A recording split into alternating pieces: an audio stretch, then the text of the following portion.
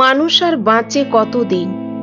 এই ধরো ৬০, ৭০, ৮০, ৯০, ১০০ বছর।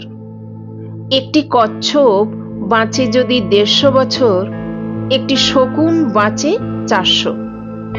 তবে মানুষ কত ক্ষণজীবী দেখো, কচ্ছপ বা শকুনের মতো ইতর প্রাণীর কাছে।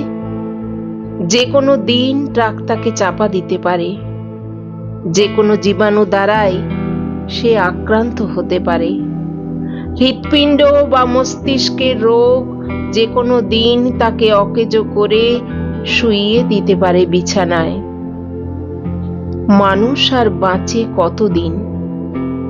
এই হাসলো, খেললো, সিটি বাজালো, বাজার করলো, খেলো, ঘুমোলো, ছেলে মেয়ের বিয়ে দিল, তাদের বাচ্চা কাচ্চা হলো, নাতি নাতনিরা বুড়ো ধুড়ো বলে খেপালো। অসুখ বিসুখে তেমন লোক পাওয়া গেল না কাছে বসার। জানালার ওপারে রোদ আর ছায়া দেখতে দেখতে জীবনের সীমানা তো এইটুকুই।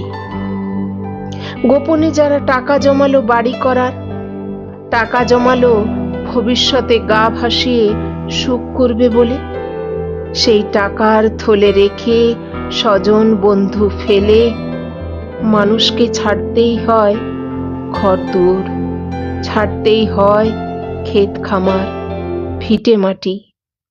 মানুষ আর বাঁচে কতদিন? ৯০, ১০০ অথবা ২০০? বাঁচে, স্বপ্ন দেখে, স্বপ্ন পূরণ হয় অথবা না হয়, মরে যায়। মরে যে যায়, যে কোনো সময়ে স্বপ্নের আকাশ থেকে তাকে গুটিয়ে নিতে হবে ঘুড়ি। যদি সে জানেই, তবে কেন এত অহংকার মানুষের? রূপ ও গুণের, বিষয় আশয়ের? কেন দুদিনের সংসারে এর ওর সঙ্গে হাত মিলিয়ে মন মিলিয়ে গল্প করা নেই?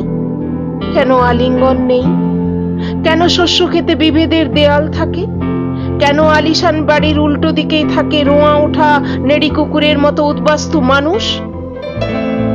এই ক্ষুদ্র তুচ্ছ বেঁচে থাকা, অথচ তুমি গ্রীবা ফুলিয়ে দমকে ওঠো, ছলকে ওঠো, ঝলসে ওঠো।